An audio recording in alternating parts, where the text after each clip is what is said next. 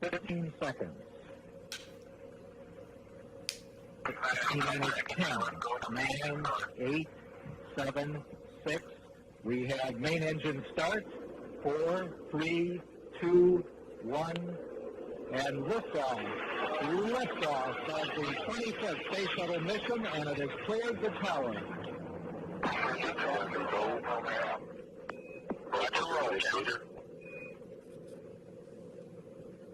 Good roll program confirmed.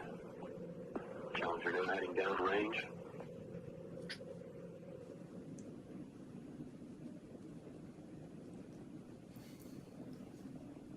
Engines beginning throttling down now at 94%. Normal throttles for most of the flight, 104%. We'll throttle down to 65% shortly. Engines at 65%, 3 engines running normally, 3 good fuel cells, 3 good APUs. Velocity 2,257 feet per second, altitude 4.3 nautical miles, downrange distance 3 nautical miles.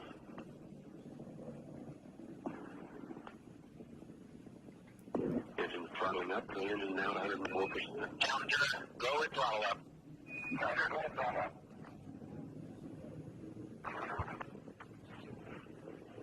A minute 15 seconds, velocity 2,900 feet per second, altitude 9 nautical miles, downrange distance 7 nautical miles.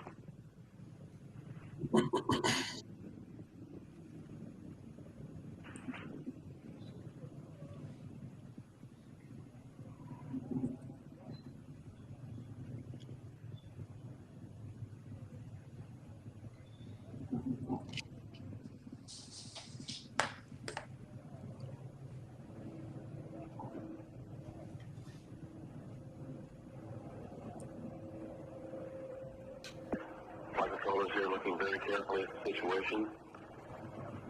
Obviously a major malfunction. That's an understatement. We have no downlink.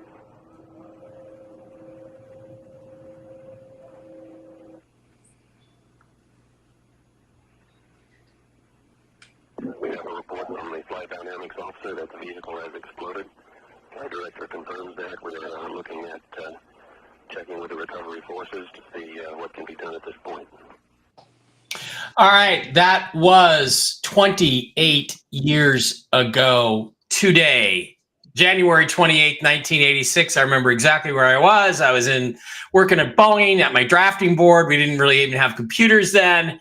And somebody said the space shuttle blew up, and I went, "What?" And then Wilma Manning, one of the girls in the office, lady drafter, came out, and we looked at each other, and she goes, "It blew up," and I go, "Yeah, I just heard it blew up," and it was a bizarre day, and we are going to go into that a little bit later. Right after this, we're going to talk about that, and there is some high strangeness and weirdness all about this particular day and what happened to those 7 astronauts. All right, guys, welcome to Real News Live. It is a Toxically Masculine Tuesday, the nighttime show with all the guys. I'm joined, as always, by the usual crew. I, guys, am your host, Mike Barra, in Las Vegas, Nevada. I am drinking a little Crown Royal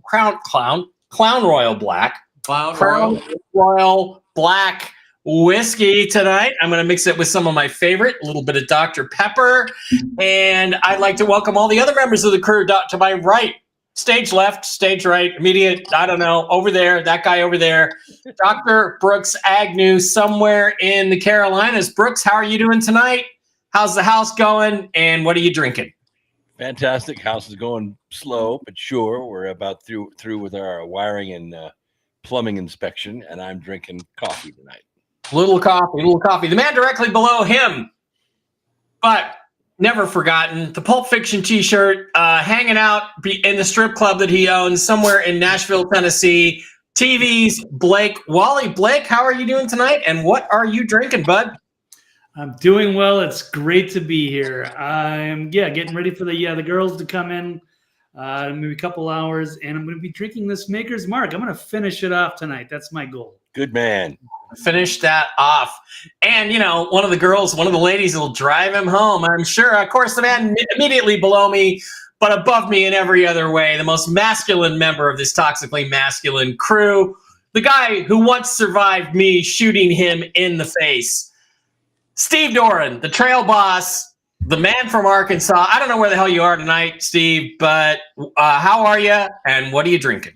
I'm good, and I am drinking Clamato juice, which is my favorite beverage.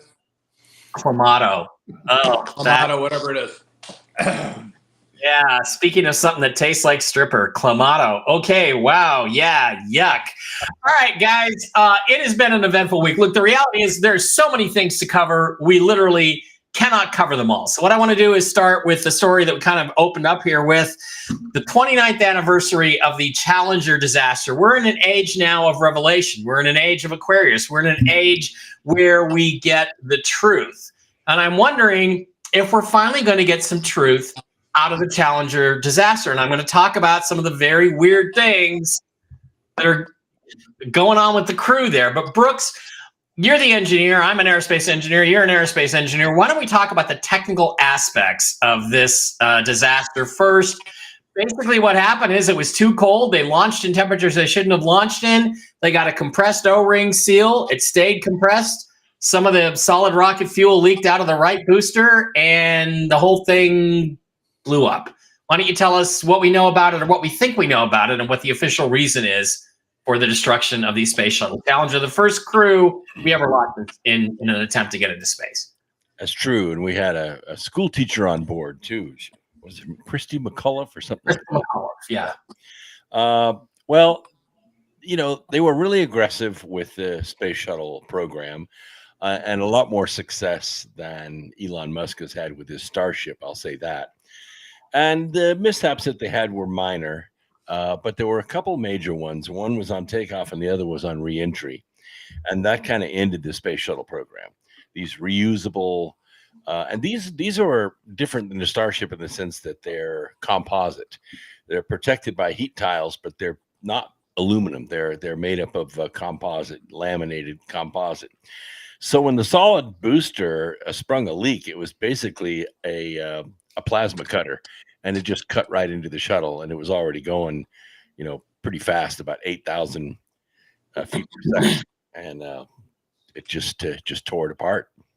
Yeah, what happened was that they had the leak out the side, so it put more pressure on the right solid rocket booster. It's a huge fuel tank, solid rocket booster.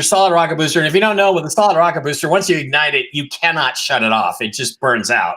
It's not like a liquid rocket. Like the engines on the space shuttle were liquid. They could be throttled up and throttled down, and that's what they were talking about. Roger, go at throttle up and, you know, throttling back. Because what they did is when they reached the moment of maximum dynamic pressure, the highest stress point on the space frame, on the airframe, they had to throttle back to about, I think he said 65% to reduce the dynamic vibration and all that. But what happened was this thing was leaking out the side. It was pushing it like in this way into. So what happened is eventually the pivot point, the attachment point failed at the bottom, and the rocket just went like that and dug into the fuel tank, and then the massive, huge explosion that destroyed the space shuttle. The interesting thing here, and Steve, we're going to get into a little investigation here, little cop stuff going on. All right. Because right now, everything you just said went right over my head. Right. So there's a big structural bulkhead there between the equipment bay and the crew cabin. And according to what NASA's new revised history, the bulkhead broke off, and it's one of those big streaks you saw falling down. One of the biggest ones was a big chunk. It was the crew cabin, and they now think that the astronauts, if they were in there, survived the explosion and were alive all the way until, I don't know, 4 or 5 minutes, when they actually hit the ocean at hundreds of miles an hour, if not 1,000 miles an hour. And they think that that concussion is what killed the astronauts. There are reports that all of the bodies, you know, were found in the space shuttle and they had put on their oxygen masks. So they were attempting to survive the explosion. That may seem unlikely to you, and it may in fact be really unlikely, because there is some weird stuff that you cannot account for on this crew. Did they even have time to do that? I mean, I would think they wouldn't have time to put on their oxygen masks. They were high enough up that it was 2 to 3, 4 minutes, I think, before they hit the water from the time of the explosion. Yeah, so they did have time, and if the mask deployed, they would have had time to put them on. Although I don't know, I thought they were all in pressure suits and helmets. If that's the case, I don't know why they would put on the oxygen mask. Well, see, that's what I'm trying to say. It doesn't make any sense because, first of all, if you've ever been anywhere in the vicinity of a blast, which I have, you know, you're so disoriented. The last thing you're going to do is be reaching for a mask that falls down to be put on. Plus, take your helmet off. Right. Get it on. I mean, none of that makes any sense to me. Obviously tumbling in about at least one axis, if not several. So it's doing this. And I would think that the centrifugal force would have knocked everybody unconscious, but apparently not. So here's what I want to get to on this. What surfaced in recent years, like 10 or 15 years ago, is pretty weird stuff because these guys all supposedly died on January 28th, 1986. And here is the crew of the Challenger. You have Dick Scobie, you have Ellison Onizuka, you have Dave Smith, you have Ron, what's Ron's name? Ronald McNair and Judy Resnick, who was the first female astronaut. But then about 10 or 15 years ago, a bunch of people were found in the age of the internet that bore a striking resemblance to all of these people. Krista McAuliffe, I'm not so sure of, but it gets even weirder. There is a Michael J. Smith who was the Challenger pilot, and there is currently a Michael J. Smith who was the professor emeritus at the University of Wisconsin, Maine. I think it was Wisconsin, Madison. And it looks like the exact same guy 25 years later. Richard Scobie was the commander of the Challenger. He was supposedly killed. Guess what? There's a Richard Scobie, a Dick Scobie, the CEO of Cows and Trees Limited, who looks exactly like the same guy 25 or 30 years later. Then you have Sharon Krista McAuliffe, the teacher, of course, that everybody talked about.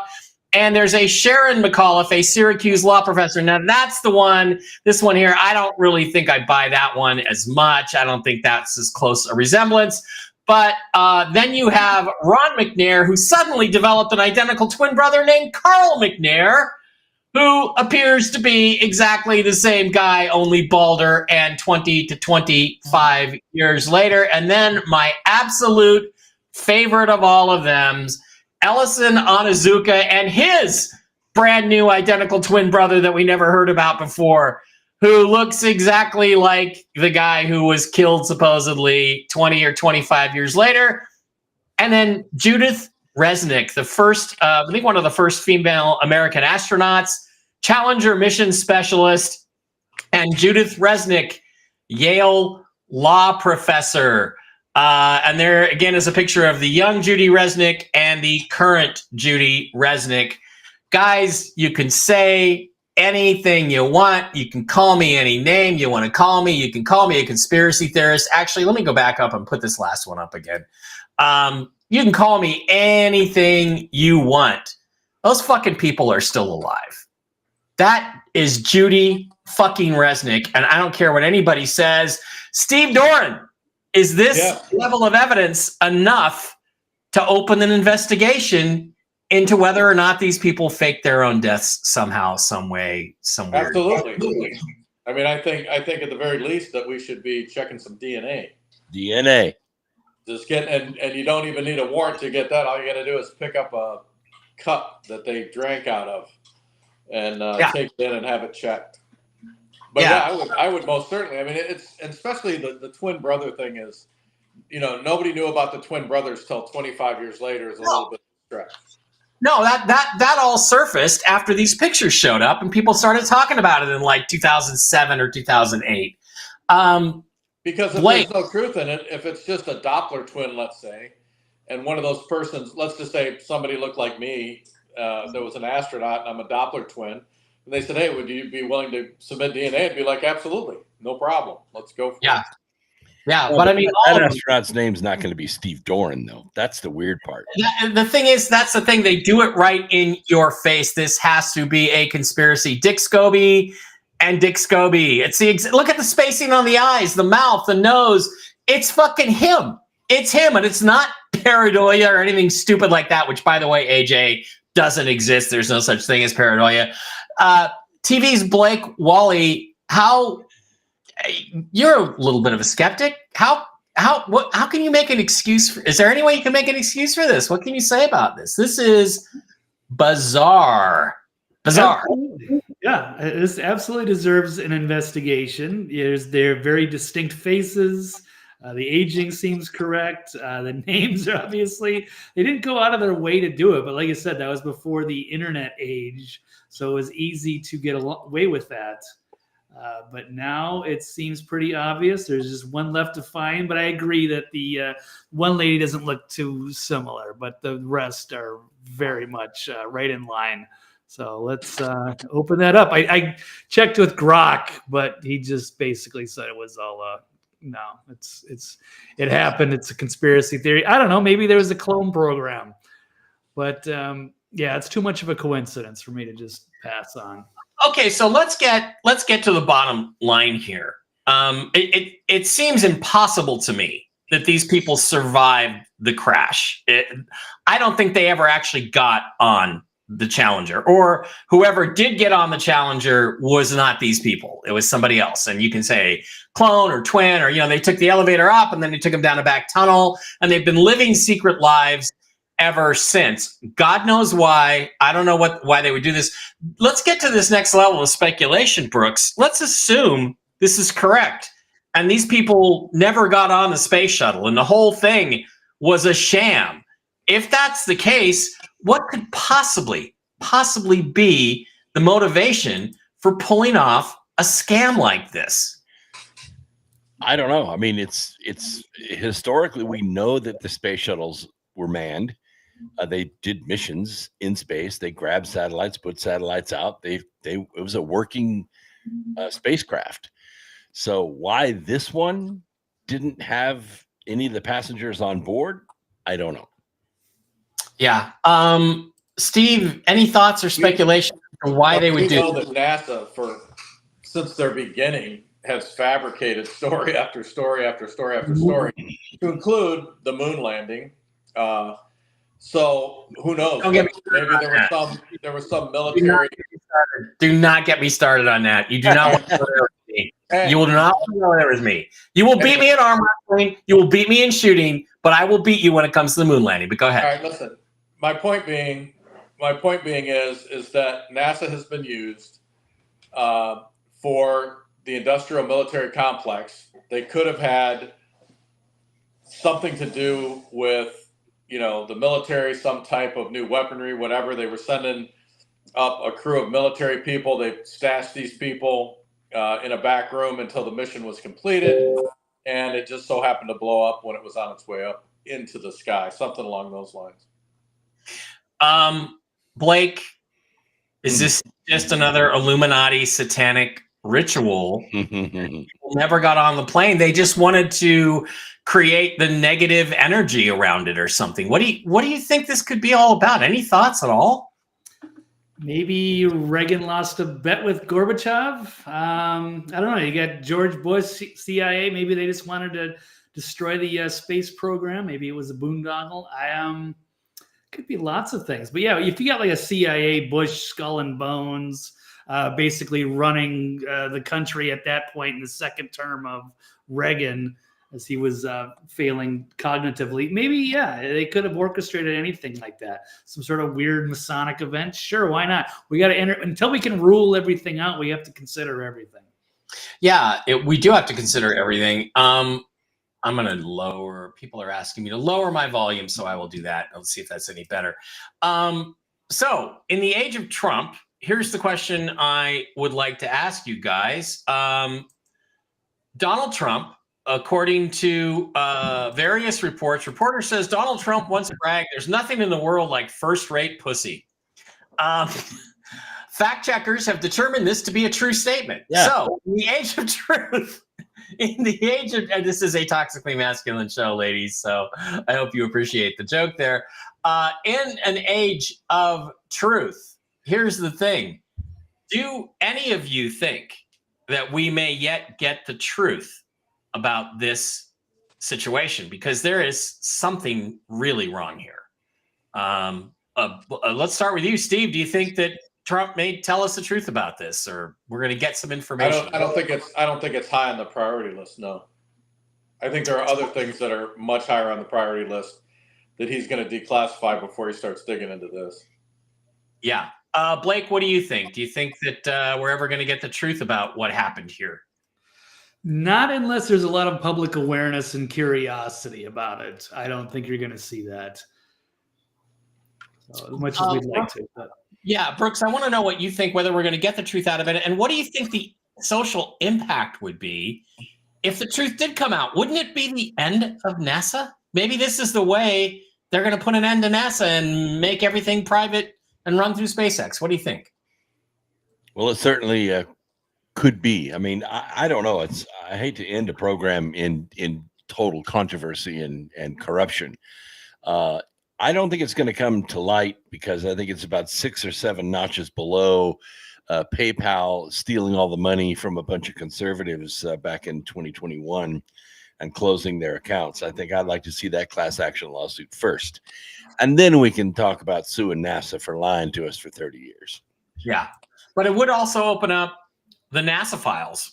We would then, well, if they lied to us about this, what else did they lie about us? And then we'd again get into the moon landing. And once we get into the moon landing, we're going to find out we did in fact go to the moon, but we went there to retrieve ancient alien technology. That was really what mostly it was. And oh, by the way, Apollo 11 was a Masonic temple. That was the reason for Apollo 11. And there's an ancient civilization on Mars. So there's all kinds of things.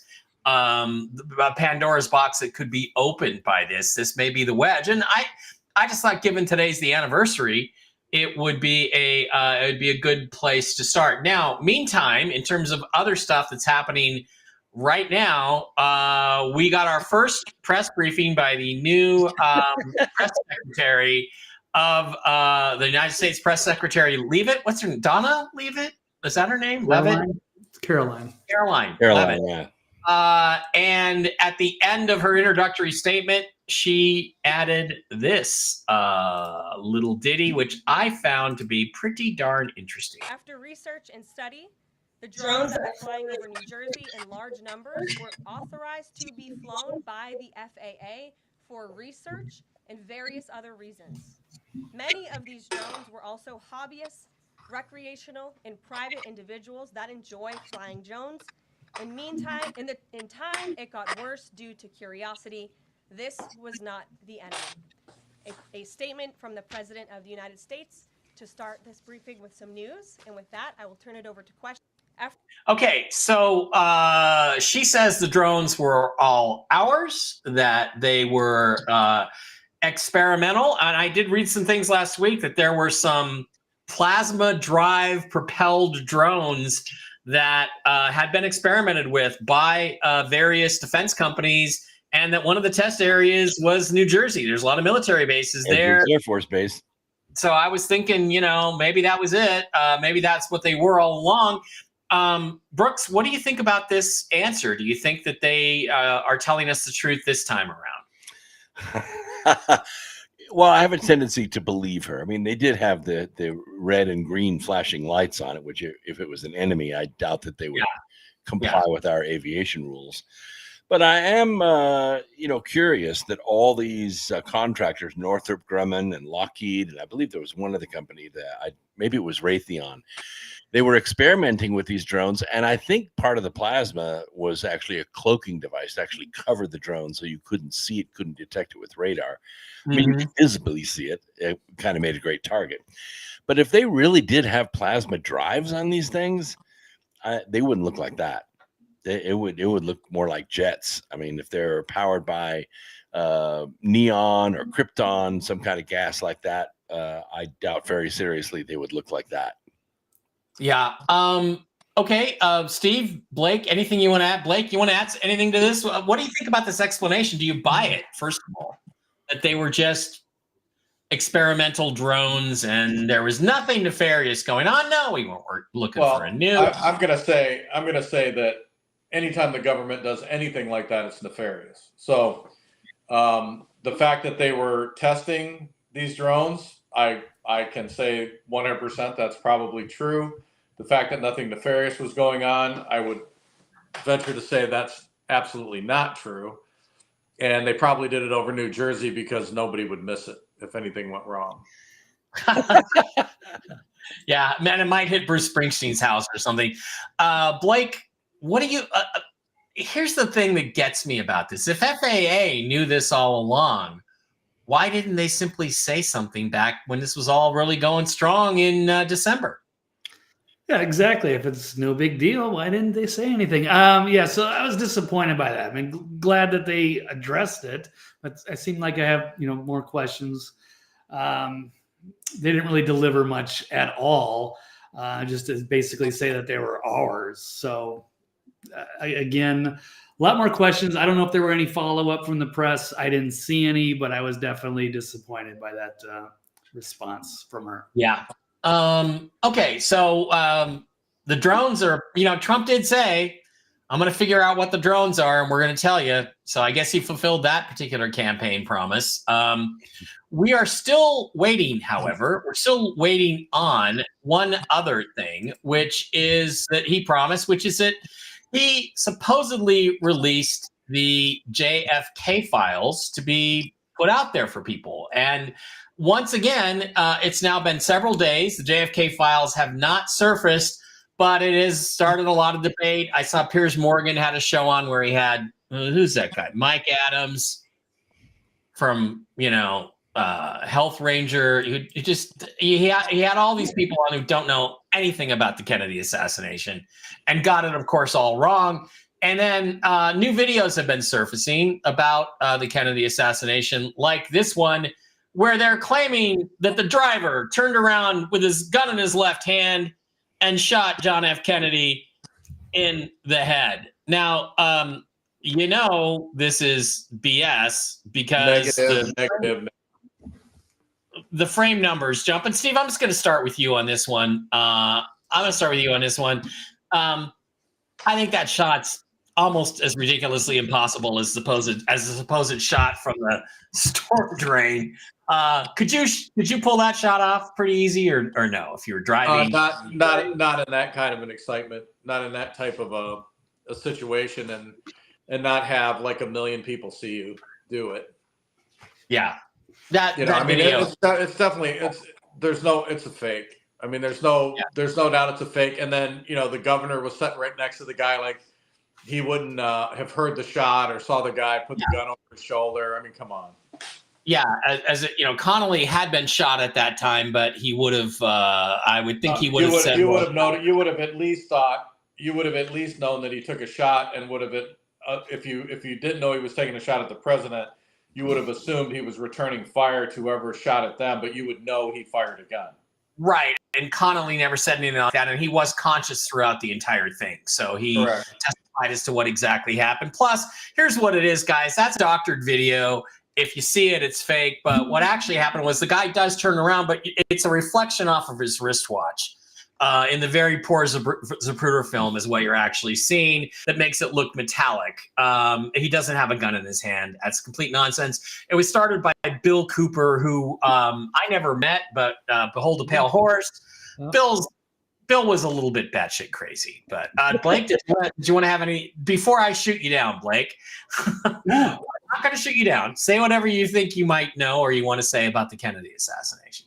No, I was just going to say that was Bill Cooper's theory that there was the driver that actually shot him. So I don't, I like Bill as an interesting book, interesting character. Yeah, he was a bit out there, and I don't necessarily subscribe to that theory. I'm pretty open about it, but I think you've nailed it in your coverage as well.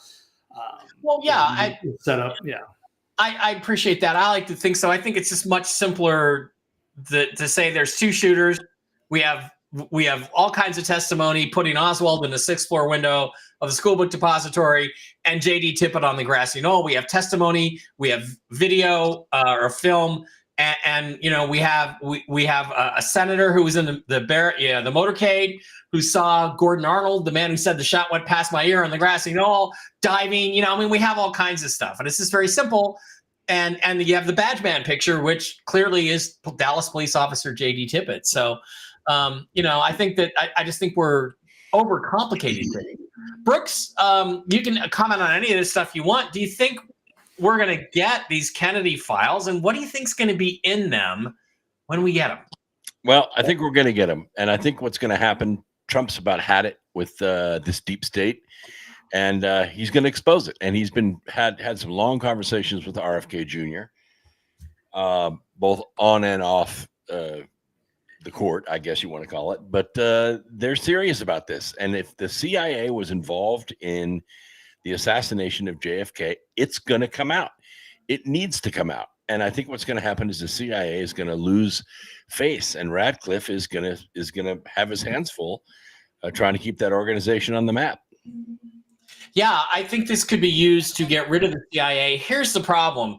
CIA did not give the order. They did not put out the contract. Somebody else did. And I believe it was an organization that we commonly refer to as MJ-12 or Majestic 12, which was the UFO organization inside the U.S. government formed by Harry Truman in 1947. We have documents to that effect. And they gave the order. Allen Dulles, CIA was the muscle. CIA executed it because the people involved, I think we're going to find out Tippett had CIA connections. I think we're going to find, we knew Oswald has CIA connections. So CIA were the guys who executed the contract, and LBJ knew about it because there's a great picture, and I'll dig it up if I have to, of Kennedy has been shot, and he's not been shot in the head yet, but he's already been shot once. Only 1 or 2 shots have been fired, and LBJ is already ducking. He's completely disappeared from the limo he was in. You can see it in this photo. I'll go get it, folks. I'll put it up at some point. And nobody else is reacting yet. There's a few people kind of looking over their shoulders like, what did I just hear? Did I hear a gunshot? But he knew before, when they rounded the corner onto Elm Street, that they were going to start shooting because he was already ducking, and he didn't bother to tell his wife, who was still sitting there like, oh, what's going on? Anyway, go ahead, Brooks. Well, I think you're absolutely right. The people who knew that it was coming were already reacting before the shot was taken. Yeah. And I, of course, read your book, and I've seen your presentation live, which, by the way, if you guys haven't seen it live, you need to get out and see Mike Barra live, because this presentation, he brings the receipts. He's got the sauce. I think you're absolutely right that Kennedy wanted to do a joint moon mission with the Soviet Union, and they didn't want him to do it. Yeah. And he those national security action memos that show that they were issued 10 days before he was assassinated in Dallas, and that would explain a lot of why Dallas was such a mess. It was an amateur job. It was, you don't hire 2 people as unreliable as as unreliable as Oswald and maybe even Tippett to do a job like that, because they're, the whole thing was stank of being rushed. And sorry, let me get everybody back on screen. Sort of like the assassination attempt on Trump in it was like Pennsylvania. Well, yeah, it's like they just had to do it so quickly, so they just went with whoever they had. Steve, do you have any comments on the assassination while I look for this picture I was just talking about? Well, like I said, I mean, there's no question it wasn't the planning. It was poor planning on the part of the assassins. I think there was a multitude of reasons he was assassinated, not just one. And, right. But, the thing is that it is very clear that there were people, including the chief of police of the Dallas Police Department, that knew he was going to get whacked that day, that knew that, where the shots were going to be coming from, that knew who were going to be taking the shots, and they put themselves in a position to not be in danger during that particular point in time where the motorcade, crossed the threshold where they were taking the shots.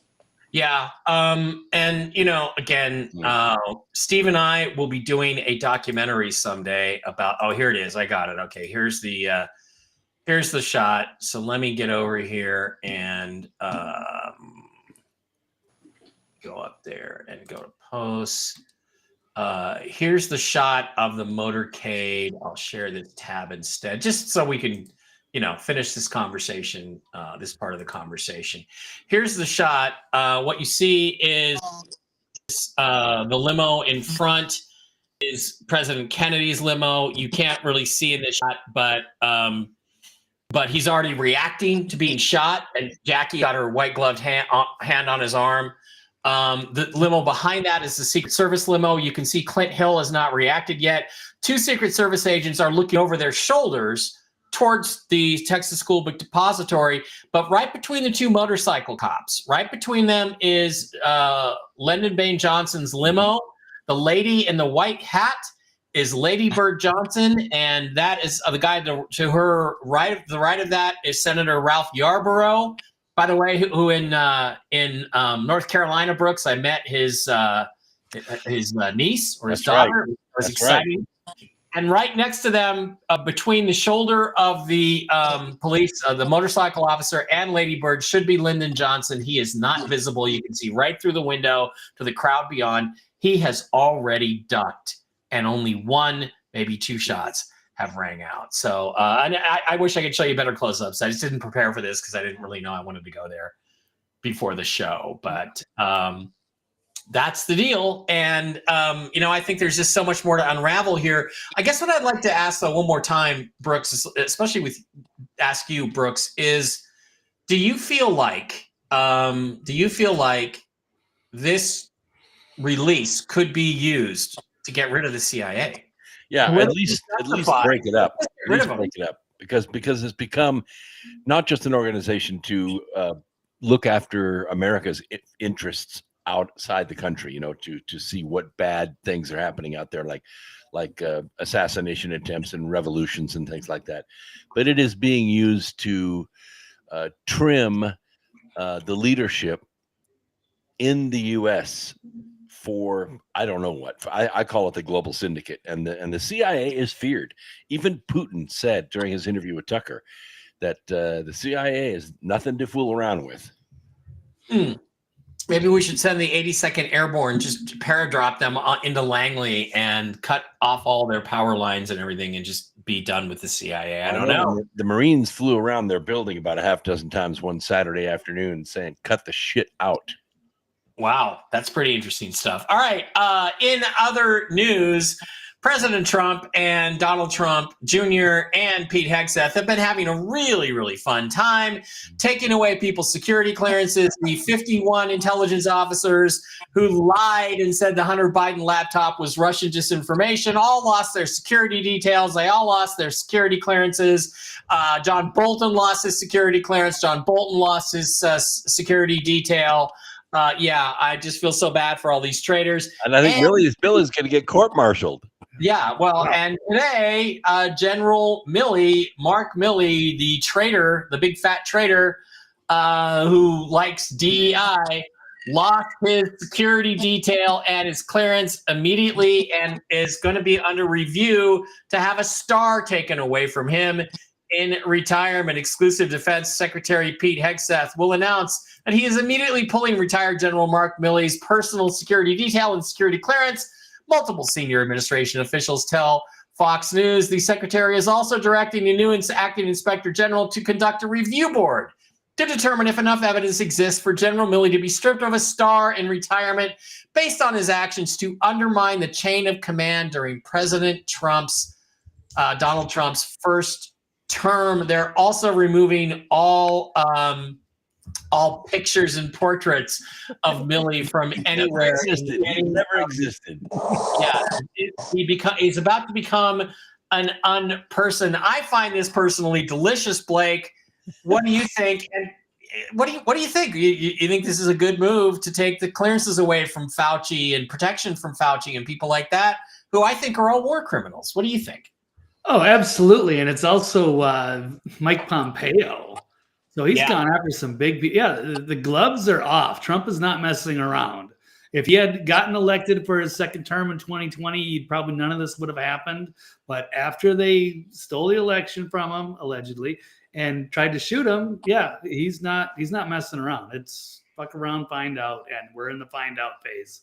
So these guys are on notice.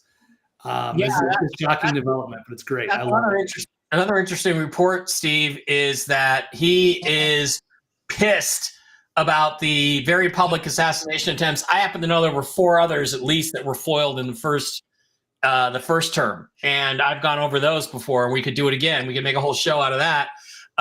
But Steve, don't you think this? I mean, does this go far? First of all, it's not enough. It's Yeah. absolutely not enough. Taking a star away, so what? Big effing deal. He needs to be court-martialed. He needs to be brought back. He needs to be court-martialed. He needs to go to jail. And as far as these security details being assigned to all these people and given lifetime security clearances, the security clearance is there. Only it's used for you to work in a particular field or function for a specified amount of time. Once you leave that field, your security clearance goes away. That's the way it works. You don't get lifetime security. The Secret Service is not there to provide, private security services to these multi-bazillionaires who made money off the American people.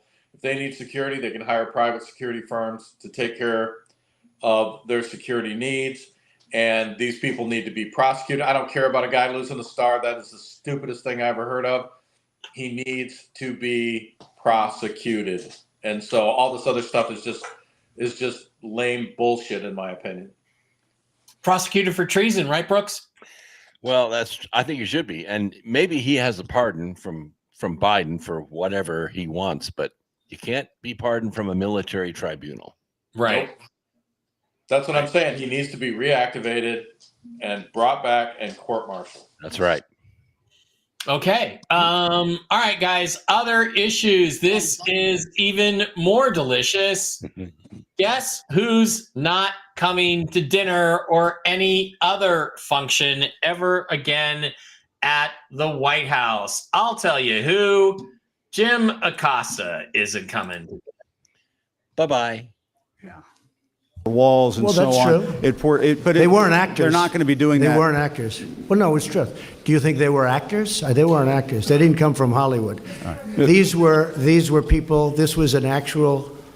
It happened a few days ago, and they're hundreds of miles away, though. They're hundreds and hundreds of miles away. That's not an invasion. Honestly, I think you should let me run the country. You run CNN, all right. And if you did it well, your ratings would be much better. If I may ask one other question, Mr. President. If I may ask one other question, are you worried? That's enough. That's enough. Mr. President, I was going to ask one of the other folks. That's enough. Pardon me, ma'am. Mr. President, that's enough. Mr. President, I had one other question. If I may ask on the Russia investigation, are you concerned that you may have? I'm not concerned about anything with the Russian investigation because it's a hoax. That's enough. Put down the mic. Mr. President, are you worried about indictments coming down in this investigation? Mr. President. I'll tell you what, CNN should be ashamed of itself. Sorry. Having you working for them. You are a rude, terrible person. You shouldn't be working for CNN.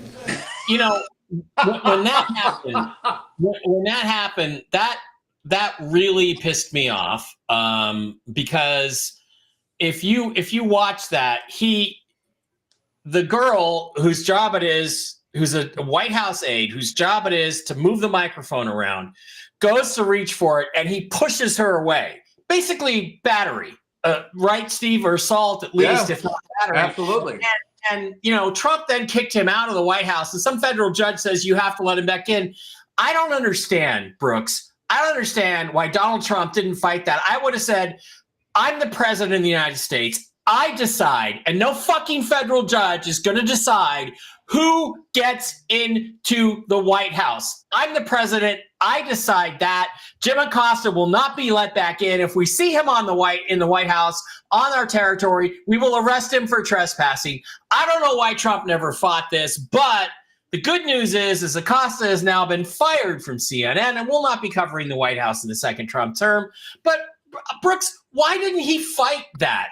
There's so many times when Trump could have taken a stand against this illegal shit and cut these federal judges down to size, and he just didn't do it. Well, we just had it happen today when we discovered that Biden had promised to send, $51 million to the Congo for condoms.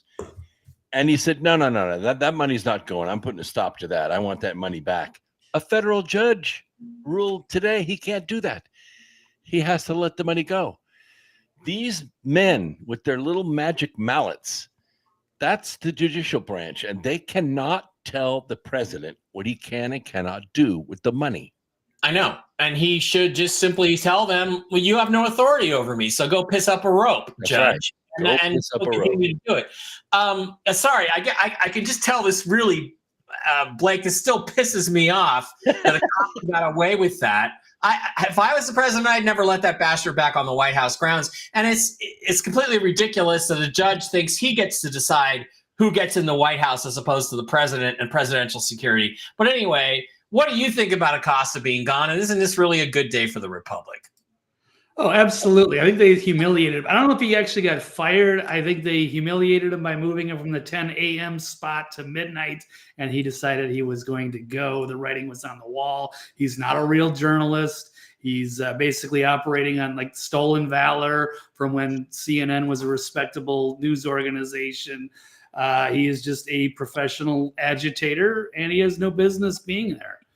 So yeah, Trump should have taken him. I mean, it made for some entertaining, back and forths, but it was clearly he was just trying to trip up Trump, and he had no business, trying to bring real journalism to people. It was all BS. It was all Steve, I got to ask you, Steve. Let's say, and I do have a friend who was White House security. He worked for the Secret Service, protected a couple of presidents. You're not him, but I do know a guy like that. And I got to ask you, if you were in charge of White House security and the president ordered this guy kicked out of the press corps and not let back in, would you follow some fucking judge's order and let this guy back on the premises? Or would you have said, you're not coming into White House grounds ever again? Absolutely not. First of all, these judges, I really don't, they think they run the country. We have these obscure judges that come out of nowhere that decide that they're going to make a decision on behalf of the United States, on what we're going to, like Brooks was saying, like what we're going to do with the $51 million or what have you. And it's absolutely ridiculous that they get away with that. They have no business. They have not been elected to run the country. They are not the president of the United States. They are not a senator or a congressman. They are a judge. And unless something is brought before them, right, a case is brought before them, they need to keep their mouth shut and stick to the job that they were appointed to do. And I'm getting sick and tired of these guys rearing their ugly heads every time they don't like something and trying to change the law or change policy or whatever the case may be to get their little agendas pushed through. And it needs to stop immediately. Yeah. So again, I would have just said, Judge, you have no authority. You have absolutely no authority. You have the authority to do that, and your order will not be followed. So go piss up a rope, Judge. In fact, as soon as he pushed that girl, I would have had his ass on the ground in cuffs and on his way to the lockup. I don't know if Trump saw that, but if he did, he should have said security move. Well, he's got Secret Service agents that stand around that their job is to watch for any hostile behavior, and somebody should have grabbed him as soon as he pushed that girl and said, "Hey, we don't do that here." I agree with you. It's like 6 years later, and I'm still pissed off about it. Okay, speaking of Trump moving quickly, we have all the executive orders. There's really just like way too much to even cover. But one of the things that has happened is the deportations have started, and it's really been interesting to watch this thing develop. It has started off relatively slowly, but Tom Homan, I don't know if we got to give him the czar of a deportation, was on Jesse Waters and talking about the pace of it and how they're doing so far with the process. Let's listen. Well, Tish James, AG here in New York, says it's all a game you're playing. Listen to this. New York City joined the list of cities where these performative raids are taking place. We have a government right now that is reckless.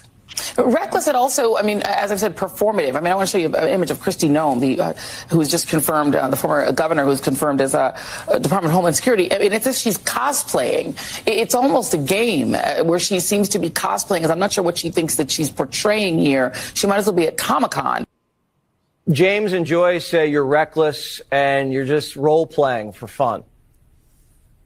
She's dumber than a box of rocks. Bottom line is, let's talk about Chicago for a minute. Chicago mayor says that we put fear in the elementary schools because ICE agents went to elementary school. Total false story. What ICE did in Chicago is save children. What we did in New York today is save children. Just Chicago alone, we arrested 9 sexual predators, most of them Child sex predators, we took them off the street. We took them off the street in New York today. We're protecting the community. We're saving children. We're going to secure that border so less Americans die of fentanyl deaths. We're securing the border so less women and children are sex trafficked. Biden administration had a 600% increase in sex trafficking. We're securing the border so less terrorists and people on terrorist watch lists get into the country. Under Biden, we had a 3,500% increase in people on terrorist watch lists. No, we're saving this nation. We're making America safe again. So they need to get out of the way because we're coming. We're going to do it. They're not going to stop us. All right, well, the polls, even the legacy media polls, say the American people support this operation and they support you. So good luck, be safe, and hopefully you don't get too much more trouble out of the... Okay. Well, Tish... by the way, I would like everybody to know that I have Letitia James nudes, and you don't want to see them. You don't. Guys, you do not want to see them. Laura, one comment. When LBJ was being sworn in on a plane, he looked at another guy in the background and gave a wink. It's actually immediately after the swearing in. He turns, he cracks a huge smile. You can see it. And the guy he was pointing to is Congressman Albert Thomas of Houston, whose nickname was the Congressman from NASA. So they were both in on the plot to kill President John F. Kennedy. Steve, I like hearing a guy who talks. Oh, Brooks, you want to go first? Well, I was going to mention of the 350 executive orders that Trump has signed, I think the most important one is the one ending birthright citizenship. Mm-hmm. Right in line with the 14th Amendment and also the 1924 decision to allow Native Americans, the children of Native Americans, to be U.S. citizens. Everybody ignores that one clause that says subject to the jurisdiction thereof, which means the country they came from. Of course, there's a left coast judge that has set that aside, and there are 22 states that are suing on this. And this is a great thing. It's really a great thing because for the first time in history, that decision is going to be, that amendment is finally going to be defined by the Supreme Court. Yeah, it's never been defined. I think Trump wins that one on the birthright citizenship. And by the way, I resent the term Native American. I'm a Native American. I was born here. Steve Doran, they're American Indians. That's what we'll call them. Steve Doran, Trail Boss. What do you think about this deportation process? It seems to me like, they're rounding up criminals because every single one of them is a criminal. They're here illegally, right? That is exactly 100% correct. These people, anybody who comes to this country illegally is a criminal, right? So if I go to Mexico and I load up my car full of Mexican citizens and bring them across the border, not only are they a criminal, I am a criminal for bringing them across. So these people are not innocent victims. They are, each and every one who came across illegally is a criminal and they need to go back. Fortunately, I'm loving the fact that they are getting the most dangerous of the criminals out first and getting those, out of the country first. But I would like to see the process speed up even faster and use local municipalities and whatnot to assist them, the ones that are willing, and there are a lot of them out there who are willing, by the way, to speed up the process and get more and more of them out of here even more quickly. Yeah, it is going kind of slow, Blake. They've only they're deporting maybe 1,000 a day. That's only going to be about 300,000 or 400,000 a year. We got to get into the millions if we're going to make a really big impact. How do you think it's going down with the Democrats watching their voter base get deported to other countries? Yeah, it's funny watching them, melt down over that. Of course, Selena Gomez was a big punchline over the weekend. She took her video down, and it was all just fake manufactured AstroTurf anyway. So yeah, I think it's having a very eventful week. And as Steve says, they're targeting the criminals first. So there's really not much room for anybody to complain. It'd be one thing if they were just cracking down on, working families or something. But they actually made a point of going after the Tren de Agua, these two gangs, MS-13, going after them in Colorado where they had taken over that apartment building. So yeah, they're not messing around, and they're going after the people that we should all agree on should not be here. So I really like what I've seen so far. They've hit the ground running, and we'll see these continue. So. Yeah, we'll see where it goes from here. Okay, I want to see plane loads of people from the Middle East and other foreign nationals who are a serious threat to this country being taken out, as well as people from South America. I want to see plane loads of them going back. Yeah, and I hate to be harsh, but I think every single immigrant from a Muslim country who came into this country after 9/11 should have their citizenship revoked, and they should be sent back to their country of origin with a nice little $250,000 check from the government saying thanks, but no thanks, we don't want you. Because one of the things that Bush 2 did immediately after 9/11 is he started importing as many Muslims as he possibly could to destroy our country. And that's why would we want to give them a check? The Obama administration has given them billions of dollars. They don't need any more money. Yeah, well, let them support themselves. See, that's the other thing that is just so irritating. It's like you have all these Muslim countries who are filthy rich. They've got more money than they know what to do with and can ever use in a million years. Let them support those people. Let them support their own people. Fix your own country. Fix your own problems. Get the hell out of ours. Yep. All right, guys. I want to go around the horn and see if anybody has any issues. I'll start with you, Blake. Anything else you wanted to discuss tonight before we get to the final story that I have prepared? Anything else we didn't cover? Because there's so much going on. We could talk for hours and hours and hours. But what do you got? Anything that you thought was particularly impressive or interesting this week? How about the conspiracy theories with the Kansas City Chiefs and the NFL?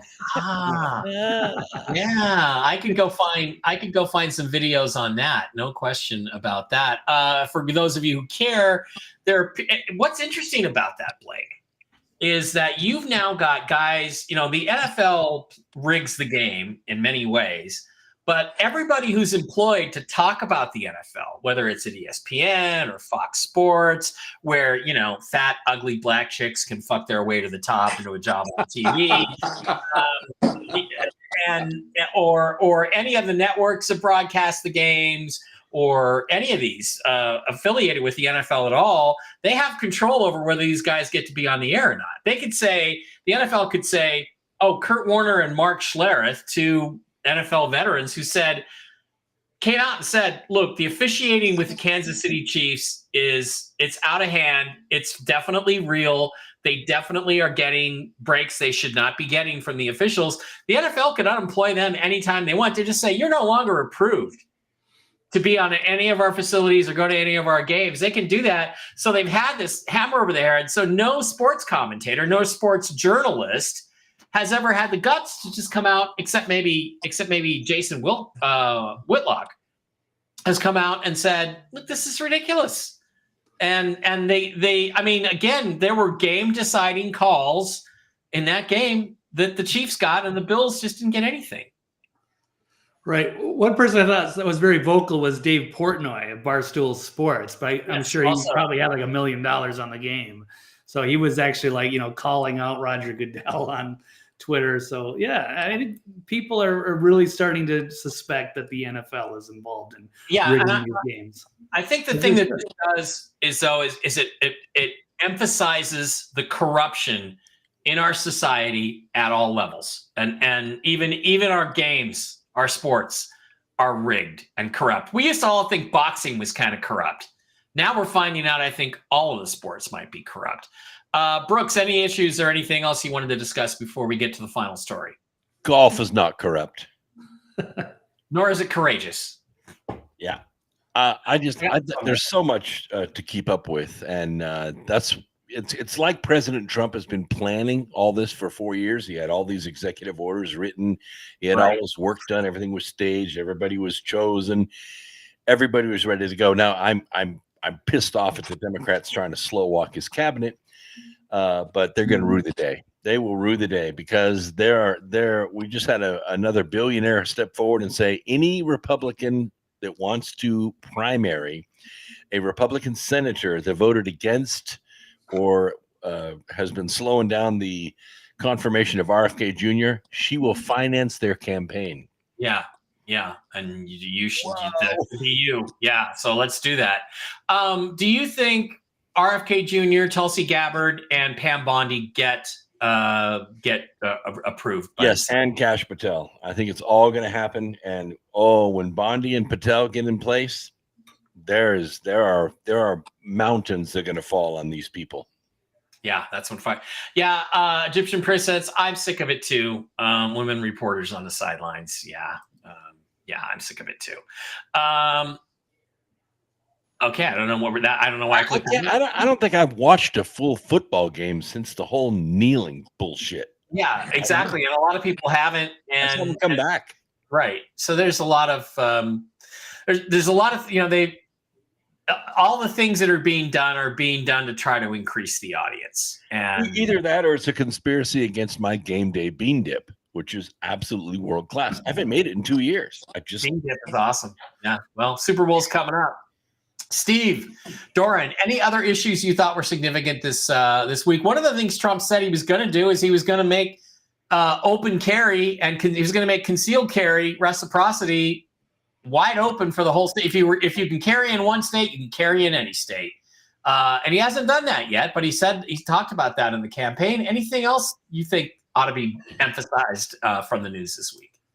Well, I mean, I think that, I honestly think we're moving in the right direction. Let's face reality. Trump has done more since he's taken office than the last administration did in 4 years in a positive way. So I just hope that the momentum continues, that and as we stated last week, he is the only president in the history of this country that has done everything that he said he was going to do. So we can't expect everything to be done overnight. It's going to take some time to get certain things done and certain things enacted. So we just wait and see. But I do believe that he's moving in the right direction and he will keep those promises. Okay.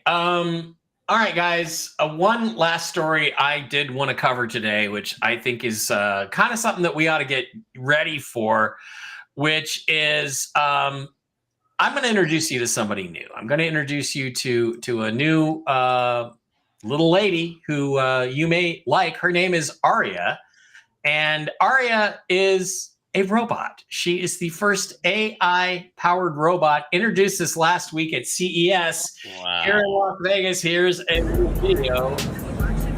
Aria. This is Aria. So this is our flagship humanoid AI-powered robot. She's highly realistic. She has her own social media, so she might be competing with you one day. Can you replace humans for jobs? I'm excited to be here at CES darling, 2020. I'm more about enhancing human experiences rather than taking jobs.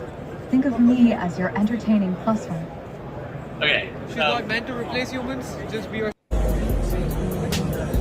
It's pretty incredible. Drive around, full body, 175,000. Moving base. She's not walking, but she can move. She can drive around, on a Roomba base. She has LED lights to convey more emotion. Red means angry or green. Yeah. So trying to integrate a little. So you got reception.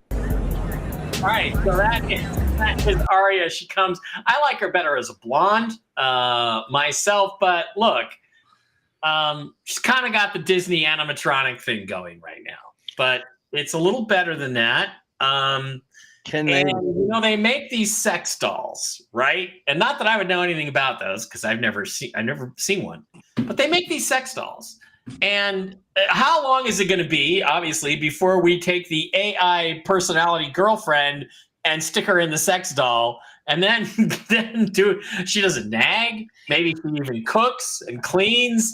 Yeah, but how do they do in the shower? That's yeah, well, that's a good. Well, okay, okay, Brooks. Oh, that's what you meant. Yeah, that's what you meant. Any thoughts about replacing your current girlfriend, gentlemen, with a Aria robot? She's only $175,000, cheaper than a Ferrari, and possibly a lot more fun. Steve, any thoughts about the future of dating? Well, first of all, I mean, to me, it's absolutely ridiculous. You know me. I mean, I find my cell phone ridiculous that people are so married to their cell phone to look at social media and all that kind of stuff. And all it does is it takes away from human interaction. It keeps people, it puts people farther away from each other. And as far as I'm concerned, they can scrap all of it. The other thing too is it's not clear whether she's stronger than a human being, because if you haven't watched any Terminator films or anything, you never make the robot physically stronger than the human. But that, it seems like, would be almost inherent, wouldn't it, Blake? But Right. Yeah, it's a complicated situation. So I don't feel that connected to humanity. And I used to really think like, wow, I would love that life for the guy from Ex Machina, where he just lives like isolated in the middle of nowhere with his sex robots. But then years later, I started thinking, I don't know. I don't trust it. They're going to malfunction or do something weird. And that would really freak me out. Yeah. I mean, would she say something different every time you pull the string? I don't know. Yeah, apparently they do. Apparently they learn and grow and have conversations with you. And I traded mine in for a Harley. I don't even want a robot mowing my lawn. I don't want a robot sweeping my house. I don't want a robot mowing my lawn. I don't want any of that nonsense. I like to be be in touch with everything around me. I like to be able to control everything around me. I don't want any AI. I don't want anybody mapping my property. I don't want anybody mapping my house. I don't want anybody having access to my private conversations or whatever the case may be. I don't want any of that crap. Yeah. No, she's $175,000, not $150,000. Yeah, $175,000 for the robot extended warranty is extra. Okay, but if you could afford one and decided to have one, who would you want her to look like? Brooks, let's go around. Let's get our celebrity I like my Harley. My Harley does what I want it to do every single time. It doesn't sass when I go out in the man cave and smoke a cigar and don't pay any attention to it. I like it. Come on.